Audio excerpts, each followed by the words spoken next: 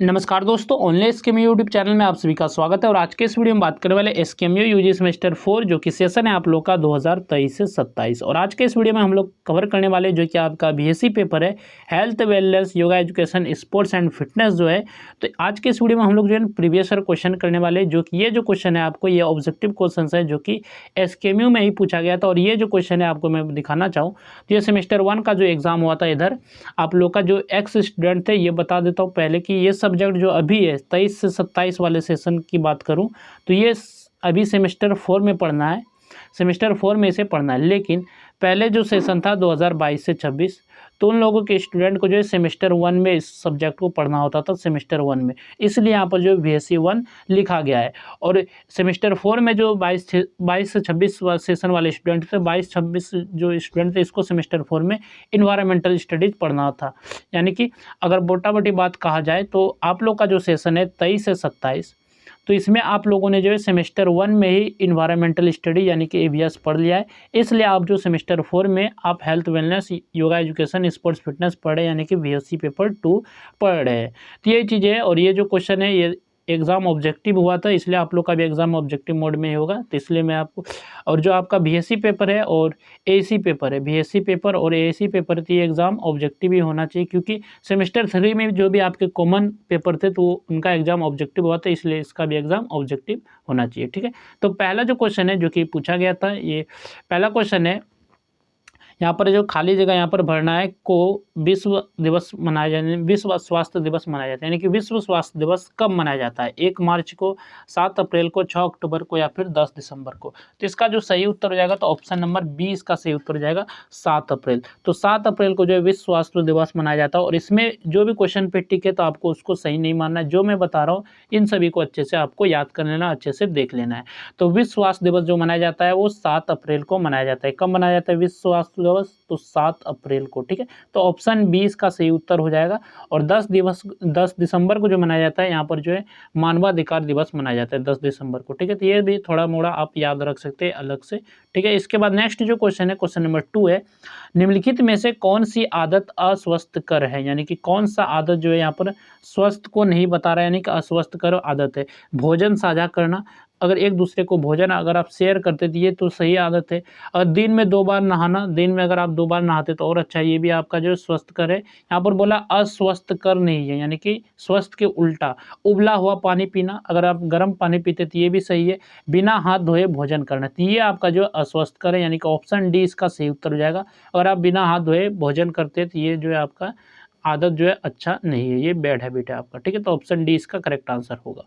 Next आपका question है, निम्नलिखित में से कौन से कारक एक स्वस्थ व्यक्ति के लिए आवश्यक है? यानी कि कौन सा जो इसमें फैक्टर है जो कि स्वस्थ व्यक्ति के लिए होना जो है जरूरी है, यानी कि जो भी, तो टीकाकरण, संतुलित आहार, व्यक्तिगत स्वच्छता या फिर उपरोक्त सभी? तो इसका जो करेक्ट आंसर होगा ऑप्शन नंबर डी, यानी कि उपरोक्त सभी। अगर कोई भी एक स्वस्थ व्यक्ति तो उसके सभी कारक होने, जैसे कि टीकाकरण, संतुलित आहार, व्यक्तिगत स्वच्छता, ये सभी जो आपके जो है आवश्यक है स्वस्थ व्यक्ति के लिए। तो ऑप्शन डी इसका करेक्ट आंसर हो जाएगा उपरोक्त सभी। नेक्स्ट आपका क्वेश्चन है, निम्नलिखित में से कौन सा विकल्प स्वस्थता को सबसे अच्छा वर्णन करता है? यानी कि स्वस्थता को कौन सा जो है डेफिनेशन जो है, मतलब कौन सा ऑप्शन है जो इसको अच्छे से डिस्क्राइब करता है, अच्छे से इसको परिभाषित करता है स्वस्थता को?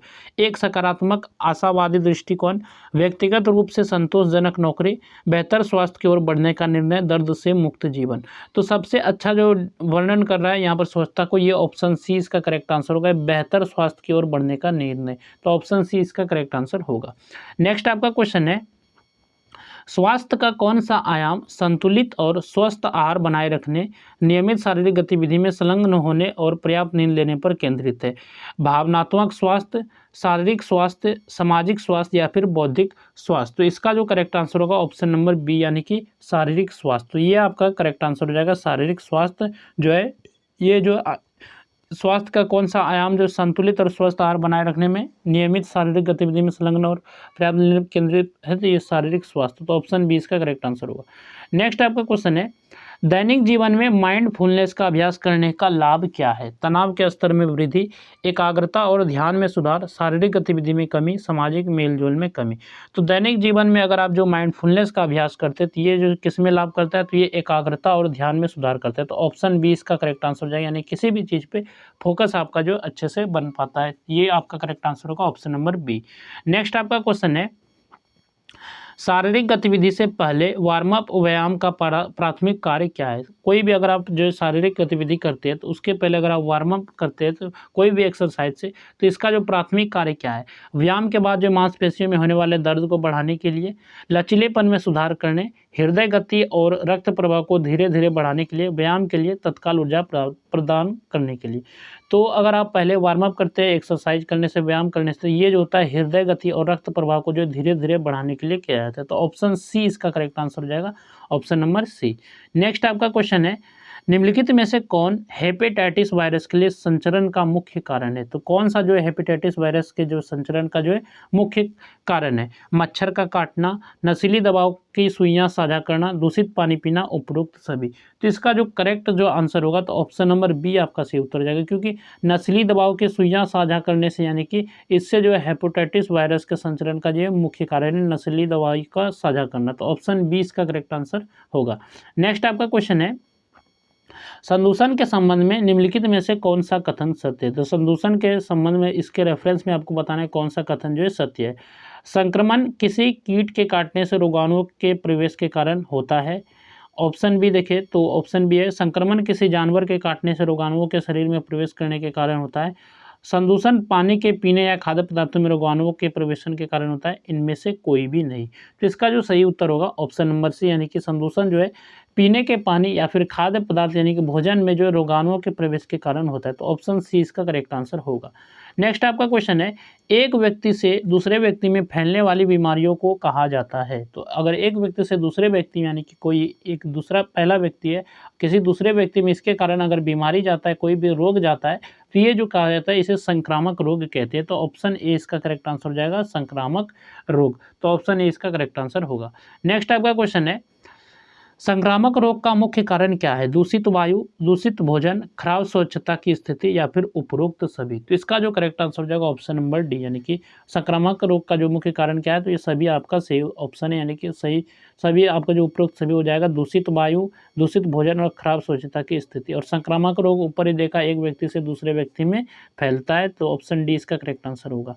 नेक्स्ट आपका क्वेश्चन है, दांतों की सड़न और मसूड़ों की बीमारी का मुख्य कारण क्या है? जैसे कि दांत सड़ना और उसमें मसूड़ों में जो बीमारी, इसका जो मुख्य कारण क्या है, मुख्य लक्षण क्या है?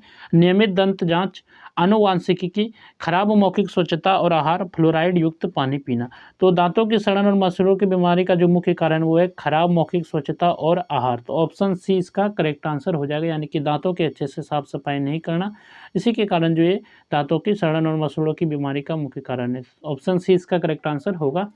नेक्स्ट आपका क्वेश्चन है, त्वचा कैंसर का प्राथमिक कारण क्या है? तो इसका प्राथमिक कारण आपको बताना है त्वचा कैंसर का, स्किन कैंसर का। तो विटामिन डी की कमी, सूर्य से आने वाली पराबैंगनी यानी कि यूवी विकिरण के संपर्क में आना, आनुवांशिकी या फिर मीठे खाद्य पदार्थों का सेवन। तो त्वचा कैंसर का जो प्राथमिक कारण है वो है सूर्य से आने वाली यूवी रे यानी कि यूवी विकिरण, जो पराबैंगनी किरणें हैं इसके संपर्क में आना। तो ये इसका जो प्राथमिक कारण, तो ऑप्शन बी इसका करेक्ट आंसर होगा। नेक्स्ट आपका क्वेश्चन है, टाइप 2 मधुमेह का मुख्य कारण क्या है? तो टाइप 2 अगर किसी को होता है तो इसके होने का जो मुख्य कारण क्या है? दूषित भोजन, मीठे पेय पदार्थों का सेवन। ऑप्शन सी है स्वप्रतिरक्षी प्रतिक्रिया। और ऑप्शन डी आपका इंसुलिन प्रतिरोध और जीवन शैली संबंधी कारक। तो इसका जो सही उत्तर हो जाएगा टाइप 2 मधुमेह के लिए, तो ये मुख्य कारण हो जाएगा इंसुलिन प्रतिरोध और जीवन शैली संबंधी कारक। तो ऑप्शन डी इसका करेक्ट आंसर होगा। नेक्स्ट आपका क्वेश्चन है, निम्नलिखित में से कौन सा एक संक्रामक श्वसन रोग है जो वायरस के कारण होता है और अक्सर सर्दियों के महीनों में फैलता है? तो आपको बताना है कौन सा एक संक्रामक जो है श्वसन रोग है जो वायरस के से होता है और जो है अक्सर सर्दियों में फैलता है। इन्फ्लुएंजा यानी कि इसको फ्लू भी कहते हैं, और मलेरिया, तपेदिक यानी कि टीबी, और हेपेटाइटिस सी। तो इसका जो करेक्ट आंसर होगा ऑप्शन नंबर ए आपका सही उत्तर हो जाएगा, इन्फ्लुएंजा यानी कि फ्लू। तो ये जो अक्सर सर्दियों में होता है और ये जो है एक वायरस जो है अक्सर सर्दी में होता है और जो श्वसन रोग है। तो ऑप्शन ए इसका करेक्ट आंसर हो जाएगा, इन्फ्लुएंजा। नेक्स्ट आपका क्वेश्चन है,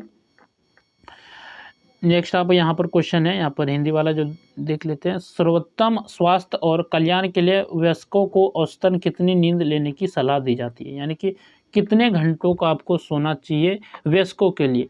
तो ये आपका होता है प्रति रात 8 घंटे, यानी कि ऑप्शन सी। तो ये आपका सही उत्तर हो जाएगा, 8 घंटे सोना चाहिए वयस्कों के लिए। नेक्स्ट आपका क्वेश्चन है, निम्नलिखित में से कौन सा संक्रामक रोग है? उच्च रक्तचाप, यानी कि इसको हम लोग कहते हैं ब्लड प्रेशर, मधुमेह, इसके बाद है तपेदिक या फिर दमा। तो इसका जो करेक्ट जो आंसर हो जाएगा, यहाँ पर पूछा क्या गया है, संक्रामक रोग पूछा गया, तो आपका जो तपेदिक आपका सही उत्तर हो जाएगा, यानी कि जिसको हम लोग टीबी बोलते हैं। ठीक है, तो टीबी इसी को बोलते हैं, तपेदिक को। तो ऑप्शन सी इसका करेक्ट आंसर हो जाएगा।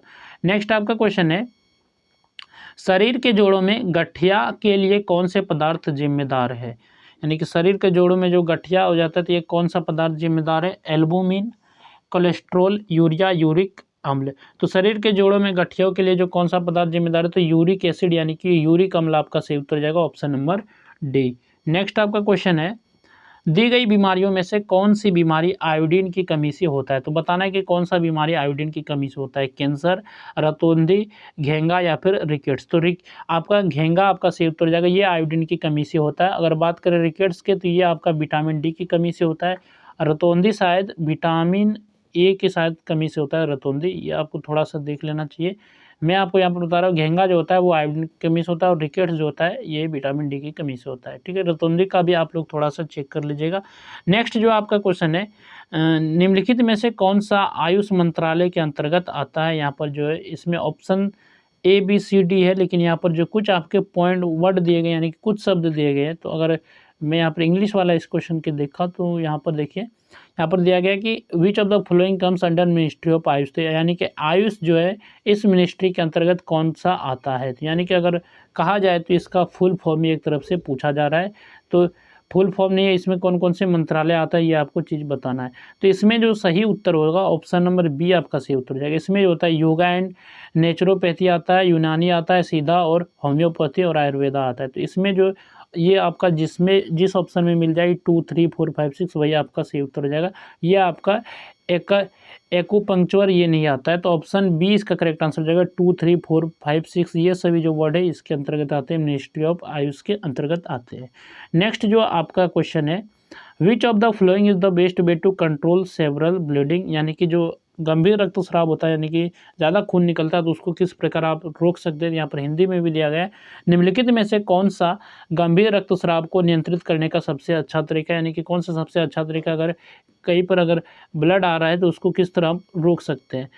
टूर्नी कट लगाएं, साफ कपड़े या हाथ में सीधा दबाव डालें, या फिर अंग को ऊपर उठाएं, या फिर घाव को धो लें। तो अगर इनसे रोकना है तो साफ कपड़े या फिर हाथ से सीधे दबाव डालें, तो ये आपका सही उत्तर हो जाएगा, ऑप्शन नंबर बी। और बहुत ज़्यादा अगर ब्लड नहीं रुक रहा है तो तब जो है टूर्निकेट लगाया जाता है, लेकिन यहाँ के क्वेश्चन के हिसाब से देखा जाए तो ऑप्शन बी इसका करेक्ट आंसर होगा, साफ कपड़े या हाथ से सीधा दबाव डालें। नेक्स्ट आपका क्वेश्चन है, क्वेश्चन नंबर 22 है, नमस्ते पोर्टल का संचालन भारत के किस केंद्रीय मंत्रालय द्वारा किया जाता है? तो नमस्ते जो पोर्टल है इसका जो संचालन किस केंद्रीय मंत्रालय से किया जाता है? रक्षा मंत्रालय, वाणिज्य मंत्रालय, विदेश मंत्रालय या फिर आयुष मंत्रालय। तो नमस्ते पोर्टल का संचालन जो किया जाता है आयुष मंत्रालय के द्वारा किया जाता है, यानी कि मिनिस्ट्री ऑफ आयुष। तो ऑप्शन डी इसका करेक्ट आंसर हो जाएगा, आयुष मंत्रालय। नेक्स्ट आपका क्वेश्चन है, आयुष्मान भारत मिशन निम्नलिखित में से किस क्षेत्र से संबंधित है? शिक्षा, स्वास्थ्य, वित्त या फिर खेल। तो आयुष्मान भारत मिशन जो है ये स्वास्थ्य से संबंधित है, तो ऑप्शन बी इसका करेक्ट आंसर हो जाएगा, स्वास्थ्य। नेक्स्ट आपका क्वेश्चन है, अंतर्राष्ट्रीय योग दिवस किस तिथि को मनाया जाता है? सबको पता है 21 जून को जो है योगा दिवस मनाया जाता है। तो योग दिवस कब मनाया जाता है? तो 21 जून। तो ऑप्शन सी इसका करेक्ट आंसर हो जाएगा, 21 जून।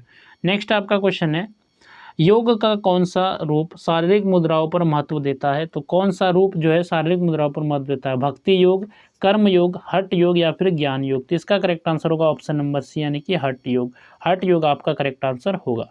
नेक्स्ट आपका क्वेश्चन है, योग में आसन का क्या अर्थ है? आसन का क्या अर्थ होता है योगा में? श्वास, ध्यान, मुद्रा या आसन या फिर ध्वनि। तो आसन का अर्थ है मुद्रा या आसन, यानी कि कोई भी स्थिति बताता है, पोजीशन बताता है। तो ऑप्शन सी इसका करेक्ट आंसर हो जाएगा, मुद्रा या आसन। नेक्स्ट आपका क्वेश्चन है, योग दिवस समारोह का आयोजन भारत का कौन सा मंत्रालय करता है? आयुष मंत्रालय, संस्कृति मंत्रालय, स्वास्थ्य मंत्रालय या फिर खेल मंत्रालय। तो इसका जो करेक्ट आंसर हो जाएगा ऑप्शन नंबर ए यानी कि आयुष मंत्रालय आपका करेक्ट आंसर हो जाएगा। तो योग दिवस समारोह का आयोजन जो करता है भारत का कौन सा मंत्रालय करता है, तो आयुष मंत्रालय करता है। नेक्स्ट आपका क्वेश्चन है, योग में किस स्वास्थ्य तकनीक का व्यापक रूप से अभ्यास किया जाता है? श्वासन, अनुलोम विलोम, कपालभाति, बी और सी दोनों। तो इसमें जो होता है योग में किस स्वास्थ्य तकनीक का व्यापक रूप से अभ्यास किया जाता है, तो ज़्यादातर जो होता है अनुलोम विलोम और कपालभाति यानी कि ऑप्शन बी और सी यानी कि ऑप्शन नंबर डी इसका करेक्ट आंसर हो जाएगा। अनुलोम विलोम और कपालभाति व्यापक रूप से अभ्यास किया जाता है, तो ऑप्शन डी इसका करेक्ट आंसर होगा। नेक्स्ट आपका क्वेश्चन है, दिए गए मानव अंगों में से कौन सा अंग शराब के विसर्जन के लिए जिम्मेदार है? फेफड़े, यकृत, वृक्क या फिर आंत्र। तो इसका सही उत्तर हो जाएगा ऑप्शन नंबर बी यानी कि यकृत यानी कि लीवर। तो ये आपका करेक्ट आंसर हो जाएगा ऑप्शन नंबर बी। नेक्स्ट आपका जो क्वेश्चन है, विश्व तंबाकू निषेध दिवस किस दिन मनाया जाता है? 7 अप्रैल, 1 मई, 31 मई या फिर 15 जून। तो इसका करेक्ट आंसर हो जाएगा ऑप्शन नंबर सी यानी कि 31 मई। तो 31 मई को जो है यहाँ पर जो है 31 मई को जो है वर्ल्ड टबैको डे या फिर विश्व तंबाकू निषेध दिवस मनाया जाता है। तो ऑप्शन सी इसका करेक्ट आंसर हो जाएगा 31 मई। नेक्स्ट आपका क्वेश्चन है, निम्नलिखित में से किस बीमारी के लिए तंबाकू का सेवन एक प्रमुख जोखिम कारक है? तो कौन सा बीमारी के लिए जो है तंबाकू जो है का सेवन जो है एक प्रमुख जोखिम कारक है? मलेरिया, कैंसर या फिर डेंगू बुखार या फिर सामान्य सर्दी। तो कैंसर आपका सही उत्तर हो जाएगा option number B cancer. Next आपका क्वेश्चन है, कौन सा पोषक तत्व शरीर के ऊर्जा यानी कि शरीर के ऊर्जा के प्राथमिक स्रोत के रूप में कार्य करता है? प्रोटीन, कार्बोहाइड्रेट, वसा या फिर फाइबर। तो कार्बोहाइड्रेट जो होता है ये जो है ऊर्जा के प्राथमिक स्रोत के रूप में कार्य करता है। तो ऑप्शन बी इसका करेक्ट आंसर हो जाएगा कार्बोहाइड्रेट। तो कार्बोहाइड्रेट आपका करेक्ट आंसर होगा। नेक्स्ट आपका क्वेश्चन है, निम्नलिखित में से कौन सा संतुलित आहार का घटक है? तो कौन सा संतुलित आहार का घटक है? केवल प्रोटीन, केवल वसा, कार्बोहाइड्रेट, प्रोटीन, वसा, विटामिन, खनिज और पानी। केवल विटामिन और खनिज। तो संतुलित आहार का घटक आपका ऑप्शन नंबर सी इसका करेक्ट आंसर हो जाएगा कार्बोहाइड्रेट, प्रोटीन, वसा, विटामिन, खनिज और पानी। नेक्स्ट आपका क्वेश्चन है, कुपोषण मुख्य रूप से निम्न कारणों से होता है। तो कुपोषण जो होता है मुख्य रूप से किस कारणों से होता है? शारीरिक गतिविधि की कमी, पोषक तत्वों का अपर्याप्त सेवन, अत्यधिक नींद, पानी का अत्यधिक सेवन। तो पोषक तत्वों का अपर्याप्त सेवन के कारण जो है कुपोषण मुख्य रूप से होता है। तो ऑप्शन बी इसका करेक्ट आंसर हो जाएगा पोषक तत्वों का अपर्याप्त सेवन। नेक्स्ट आपका क्वेश्चन है, मोटापा निम्न कारणों से होता है। तो मोटापा किस कारण से होता है? अत्यधिक कैलोरी का सेवन और कम शारीरिक गतिविधियाँ, विटामिन की कमी, बहुत अधिक पानी पीना, केवल सब्जियां खाना। तो मोटापे का जो निम्न कारण है अत्यधिक कैलोरी का सेवन और कम शारीरिक गतिविधि। तो ऑप्शन ए इसका करेक्ट आंसर होगा। नेक्स्ट आपका क्वेश्चन है, हड्डियों को मजबूत बनाने के लिए कौन सा खनिज महत्वपूर्ण है? Iron, calcium, potassium, sodium. तो हड्डियों को मजबूत बनाने के लिए जो कैल्शियम सबसे महत्वपूर्ण है। तो ऑप्शन बी इसका करेक्ट आंसर हो जाएगा कैल्शियम। नेक्स्ट आपका क्वेश्चन है, शरीर में वसा का प्राथमिक कार्य क्या है? ऊर्जा भंडारण, इंसुलेशन, अंगों की सुरक्षा या फिर उपरोक्त सभी। तो इसका जो करेक्ट आंसर हो जाएगा ऑप्शन नंबर डी उपरोक्त सभी। तो ये सभी इसके प्राथमिक कार्य यानी कि कार्य है ऊर्जा भंडारण, इंसुलेशन और जो है अंगों की सुरक्षा। तो ऑप्शन डी इसका करेक्ट आंसर हो जाएगा उपरोक्त सभी। नेक्स्ट आपका क्वेश्चन है, आहार में फाइबर की मुख्य भूमिका क्या है? ऊर्जा उत्पादन, पाचन में सहायता करना और कब्ज से बचाव करना, मांसपेशियां बनाए, वसा का भंडारण। तो आहार में जो है फाइबर की मुख्य भूमिका है पाचन में सहायता करना और कब्ज से बचाव करना। तो ऑप्शन बी इसका करेक्ट आंसर हो जाएगा, ये जो है फाइबर की भूमिका है आहार में। नेक्स्ट आपका क्वेश्चन है, निम्नलिखित में से कौन सा विटामिन ए का स्रोत है? गाजर, मांस, ब्रेड, मक्खन। तो विटामिन ए का जो स्रोत है ये आपका गाजर है। तो ऑप्शन ए इसका करेक्ट आंसर हो जाएगा। तो इसके बाद नेक्स्ट जो आपका क्वेश्चन है, विटामिन सी का अच्छा स्रोत है खट्टे फल, मांस, दूध, चावल। तो विटामिन सी का जो अच्छा स्रोत है वो है खट्टा फल। तो ऑप्शन ए इसका करेक्ट आंसर होगा। नेक्स्ट आपका क्वेश्चन है, निम्नलिखित में से कौन सा जंक फूड है? यानी कि बताना है कौन सा इसमें जंक फूड है। पिज्ज़ा, दाल, दूध, रोटी। तो ऑप्शन ए इसका करेक्ट आंसर हो जाएगा पिज्ज़ा। ये आपका जो है जंक फूड है। तो पिज्ज़ा आपका करेक्ट आंसर होगा। नेक्स्ट आपका क्वेश्चन है, खाद्य पिरामिड के आधार पर कौन सा समूह पाया जाता है जो यह दर्शाता है कि इसका सबसे अधिक सेवन किया जाना चाहिए? तो खाद्य पिरामिड के आधार पर कौन सा समूह है यानी कि ग्रुप है जो कि सबसे अधिक सेवन किया जाना चाहिए? फल और सब्जियां, मांस और मछली, अनाज और चावल, वसा और तेल। तो इसका सही उत्तर हो जाएगा ऑप्शन नंबर सी यानी कि अनाज और चावल। तो खाद्य पिरामिड के आधार पर जो अनाज और चावल की मात्रा का सबसे अधिक सेवन किया जाना चाहिए, तो ऑप्शन सी इसका करेक्ट आंसर होगा। नेक्स्ट आपका क्वेश्चन है, दही किस खाद्य समूह से संबंधित है? तो दही जो होता है दूध से बनता है, तो इसलिए आपका सही उत्तर हो जाएगा ऑप्शन नंबर डी, दुग्ध उत्पाद। दुग्ध उत्पाद आपका सही उत्तर हो जाएगा। नेक्स्ट आपका क्वेश्चन है, फुटबॉल मैच की अवधि है, यानी कि फुटबॉल मैच का क्या ड्यूरेशन है, कितने?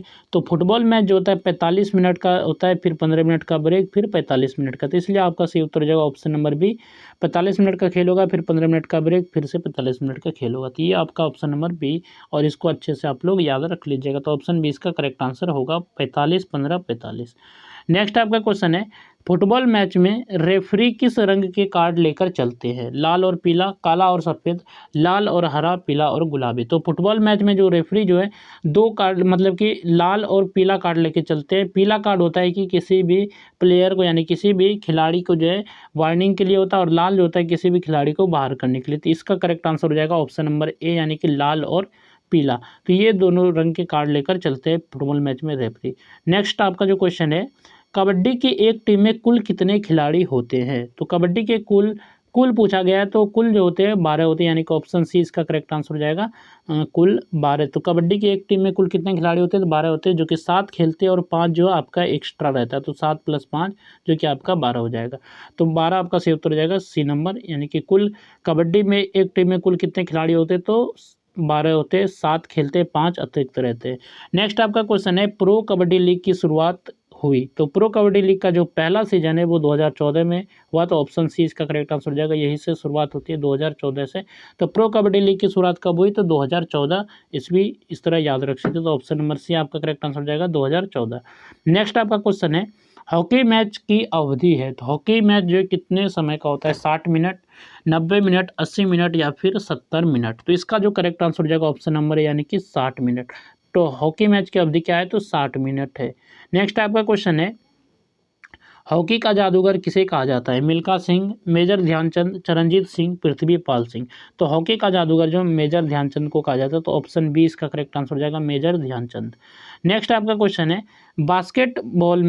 बास्केटबॉल खेल में प्रत्येक टीम में कितने खिलाड़ी होते हैं? तो बास्केटबॉल खेल में आपको बताना है कितने खिलाड़ी होते हैं टीम में, प्रत्येक टीम में। तो इसका करेक्ट आंसर होगा ऑप्शन नंबर बी यानी कि 5। तो 5 खिलाड़ी होते हैं प्रत्येक टीम में। तो यहाँ तक हम लोगों ने जो आपका बीएससी पेपर 2 था, यानी कि health, wellness, yoga, education, sports and fitness, तो इसके हम लोगों ने जो प्रीवियस ईयर क्वेश्चन थे, पहले के जो पूछे गए क्वेश्चन थे, इसको हमने कंप्लीट किया।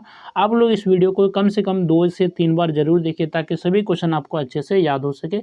और बाकी हम लोग और भी क्वेश्चन करने वाले हैं। तो चलिए फिर मिलते हैं नेक्स्ट वीडियो में। इस वीडियो में बस इतना ही।